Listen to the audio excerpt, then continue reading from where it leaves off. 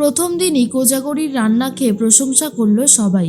সম্পূর্ণ জানতে ভিডিওটিতে একটি লাইক করে দেখতে থাকুন। গল্পের শুরুতেই দেখা যায় যে কোজাগরি তো চলে এসেছে, তোতা সবাই চলে এসেছে।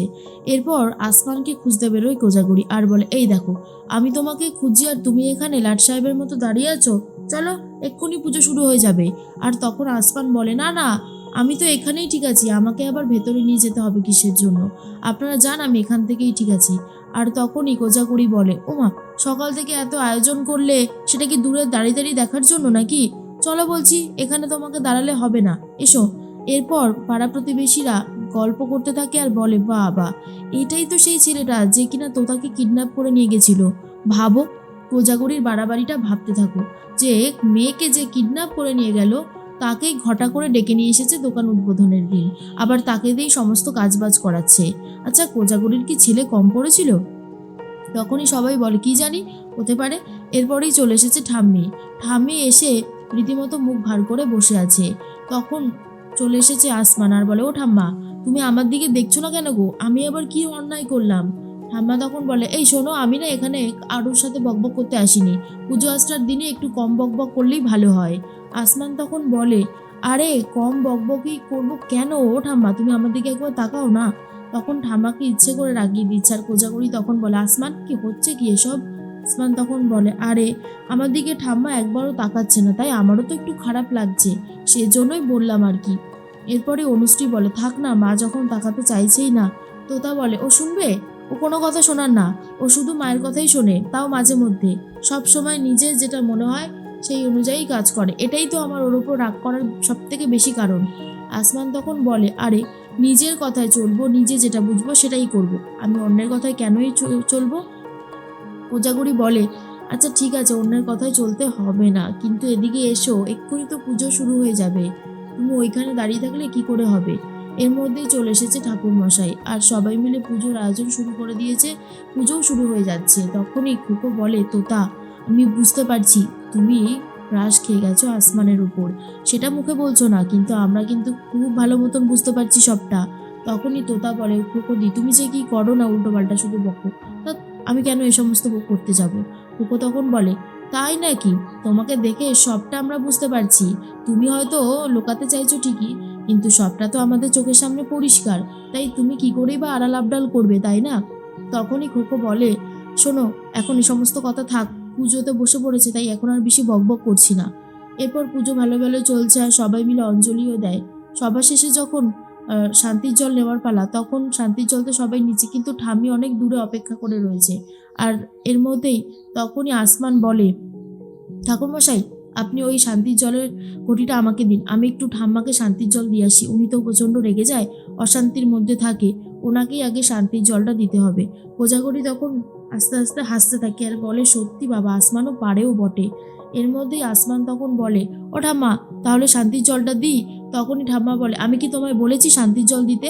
শান্তির জল পুরুত মশাই দেবে, তোমাকে দিতে কে বলেছে? ওইখানে চুপ করে বসো তো ছোকরা, সবসময় শুধু বাড়াবাড়ি আর বাড়াবাড়ি। এরপরেই আসমান শান্তির জল নিয়ে এসে ঠাম্মির মাথায় ভালো করে জল ছিটিয়ে ছিটিয়ে দেয় আর বলে, আশা করি এবারে সমস্ত অশান্তি চলে যাবে, আর কোনো অশান্তি থাকবে না। এটা নিয়ে বেশ সবাই হাসাহাসি করছে। এর মধ্যেই পুজো তো শেষের পথে। আর তখনই কোজাগরি বলে, পুজো তো শেষ হয়ে গেল বাবা, এবারেই তোমাদেরকে খেতে দেব। আসমান বলে, আপনি কি করে জানলেন আমি না খেয়ে রয়েছি? কোজাগরি বলে, ওই যে তুমি বলছিলে বয়স্ক মহিলা খায়নি আর আমি খেতে পারি। তখন আসমান বলে, হ্যাঁ, সেটা তো ভদ্রতার খাতিরে বলেছি। তখন কোজাগরি বলে, কই, এইরকম ভদ্রতা আমার ছেলেরা করে না। আমি সবটাই বুঝতে পারি আসমান, আমার বয়স হয়েছে, আর এই সমস্ত কথা আমাকে বলতে হবে না। এই তো পুজো হয়ে গেছে, এবারই সবাইকে খেতে দিয়ে দেবো। এর মধ্যেই অনুশ্রী বলে, সত্যি বৌদি ভাই, ভালোই ভালোই কিন্তু পুজোটা হয়ে গেল, এবার তোমাদের হোটেল রমরমিয়ে চলবে, দেখো, এটাই প্রার্থনা করব। কোজাগরি বলে, জানি না কিভাবে চলবে, তবে এটা আমার প্রচেষ্টা, যা হবে হবে, দেখা যাবে। ও সমস্ত ভেবে কি আর লাভ আছে বলো? সমস্ত ভেবে আমি আর এত কষ্ট কষ্ট পাই না, যা হবে হবে। এরপরই সবাই মিলে চলে যায়। পরের দিন আবার হোসেল একদম রেডি হয়ে গেছে, রান্নাবান্নাও শুরু করে দিয়েছে কোজাগরি। তোতা ভালো করে কলাপাতাগুলো মুছতে থাকে, থালাগুলো মুছতে থাকে, আর তখন সীমাদিও চলে এসেছে। কোজাগরি বলে, তুমি কেন আসতে গেলে বলো তো সীমা? হ্যাঁ, এক্ষুনি যদি মা জানতে পারে তাহলে কিন্তু এই ব্যাপারটাকে নিয়েও অশান্তি শুরু করে দেবে। সীমাদি তখন বলে, আরে বাবা, আমার তো কাজ হয়ে গেছে, আর ওই বাড়িতে তো আমার এতক্ষণ থাকার কথাও না, সে তুমি থাকতে বলে থাকতাম, এখন তুমি এখানে, তাই আমি এখানেই থাকবো। আমি অন্য কোথাও কোনোভাবেই যাব না। তোমার হাতে হাতে একটু সাহায্য করতে পারলে আমার নিজেরও খুব ভালো লাগে। তাই জন্যই তো এখানে তোমার সাথে আসি, দুটো মনের কথাও বলতে পারি। তুমি খুব ভালো গো বৌদি, জানো তোমাকে ছাড়া না আমার মনে হয় যেন দিনই কাটতে চায় না। প্রত্যেকটা সময় মনে হয় তোমার কাছে যদি থাকতে পারতাম। তোতা বলে, একদম ঠিক বলেছ।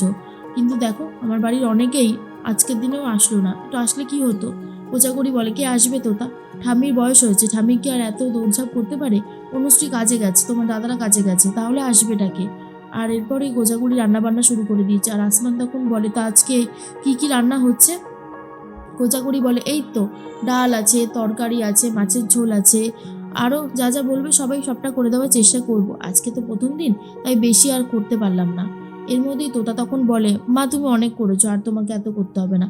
বলছি তো তুমি যা করেছো তাতেই আমাদের হয়ে যাবে। দেখবে এখানে আমাদের আজকে অনেক কাস্টমার আসবে, সবাই খুব খুব খুশি হবে। আর এর মধ্যেই দেখা যায় বলতে বলতে অনেক লোকজন চলে এসেছে। আর বলে, আচ্ছা এখানে কি খাবার পাওয়া যাবে? তখন তোতা বলে, হ্যাঁ হ্যাঁ নিশ্চয়ই পাওয়া যাবে, আসুন না। কোজাগরি বলে, বলুন দাদা আপনারা কি খাবেন? তখন ওনারা বলে, মাছ ভাতই খাবো। কোজাগরি বলে, সবাই খাবেন তো? আর তখন তারা বলে, হ্যাঁ হ্যাঁ আমরা সবাই খাবো। এরপর কোজাগরি বলে, 5টা মিনিট সময় দিন, আমি কম সময়ে রান্না করে দেবো, অসুবিধা হবে না, আপনারা ডাল আর তরকারি দিয়ে খেতে থাকুন, মাছের ঝোলটা এক্ষুনি হয়ে যাবে। এরপর তোতা ভাত, ডাল, লেবু, নুন, তরকারি সব দিয়ে দিয়েছে। আর তখন ওনারা খেয়ে বলতে থাকে, বাহ, ভাত আর তরকারিটা ডালটা অসাধারণ হয়েছে, টেস্টি, তাই না? তখন নিজেরাই আলোচনা করছে। আর আসমানের সেটা কানে আসে। আসমান বলে, এই যে আপনারা খাচ্ছেন, এটা কার হোটেল বলুন তো? কোজাগরির হেসেল। আর এই যে স্বয়ং কোজাগরি দেবী নিজেই রান্না করছে। আসলে আমরা কিন্তু বাইরের কোনো লোককে দিয়ে রান্না করাচ্ছি না, নিজেদেরই সব ঘরোয়া প্রচেষ্টা বলতে পারেন। কম কম তেলে কম মশলা দিয়ে রান্না, তাও খুব টেস্টি হবে। আজকালকার দিনে তো প্রত্যেকটা মানুষেরই খুব রোগভোগ আর গ্যাসেরও প্রবলেম থাকে, তার জন্য আমরা এইটাই প্রচেষ্টা করছি যে আমরা খুব কম তেল মশলায় রান্না করে মানুষকে সুস্বাদু খাবারটা দেবো। তখন ওনারা বলেন, সত্যি আপনাদের এই খাবারটা কিন্তু জাস্ট অসাধারণ হয়েছে, আমরা এরকম খাবার আর কখনো খাইনি আগে। আমাদের তো খুব ভালো লাগছে, আপনি যদি রোজ আমাদেরকে এইভাবে খাওয়াতে পারেন তাহলে তার থেকে ভালো আর কী বা হতে পারে। আমাদের খুব ভালো লাগছে। তো তার তখন ভীষণ ভালো লাগে আর বলে, এই তো মার প্রচেষ্টা আস্তে আস্তে সফল হচ্ছে। একদিনে কি আর সফল হওয়া যায়? তবে মা যেভাবে চেষ্টা চালিয়ে যাচ্ছে তাতে আমার দৃঢ় বিশ্বাস মা একটা সময় ঠিকই আমাদের সবার কথা ভেবে আরও আরও ওপরে যেতে পারবে। কোজাগরি বলে, দাদা ওদের কথা ধরবেন না, ওরা তো ছোট ছোট ছেলে মেয়ে, আমাকে উৎসাহিত করার জন্য এসব বলছে। জানি না কতটা ভালো রান্না করতে পেরেছি, তবে আশা করি আপনাদের ভালো পরিষ্কার পরিচ্ছন্নভাবে খাওয়াতে পারছি। তখন ওনারা বলে, না না আপনার রান্না সত্যি খুব ভালো, আমাদের কিন্তু খুব ভালো লেগেছে, আপনি যদি এভাবে করেন তাহলে আমাদের ভালোই হবে, আমরা তো অফিসে কাজ করি, আমাদের রোজই খাবার দাবার লাগে। কোজাগরি বলে, নিশ্চয়ই আসবেন এখানে, আমি এখানে রোজই রান্না করব।